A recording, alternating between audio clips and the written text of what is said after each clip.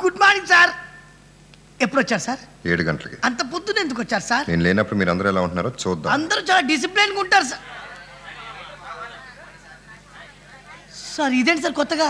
పాత విషయాలు తెలుసుకుందామని. వస్తాను సార్. సార్ అందరికీ వాళ్ళు నేను రావట్లేదని చెప్పి నేను చూస్తూ ఉంటాను. ఏమన్నా హింట్ ఇచ్చావో?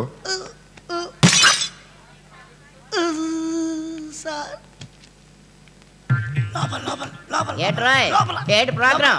మన నరకాసురుడు ఎన్ని గంటలకు వస్తున్నాడేటి? నరకాసురుడా? ఆయన మన బాస్ నువ్వే కదా పేరు పెట్టావు. నేను ఎప్పుడు పెట్టానండి? భలే వారే, ఈ మధ్య లేటెస్ట్ గా పేరు మార్చండి. యముడు. దేవుడు అని మనిషి పెట్టుకుని ఏం మాట్లాడుతున్నారండి?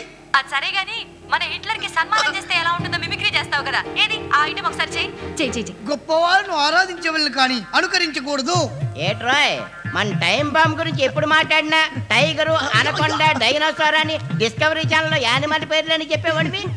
రాత్రి గొప్పడే పెట్టండి. కాదులే, ఆ జీవి ఈ జీవికి జీవితం పెంచుతానని ఉంటాడండి.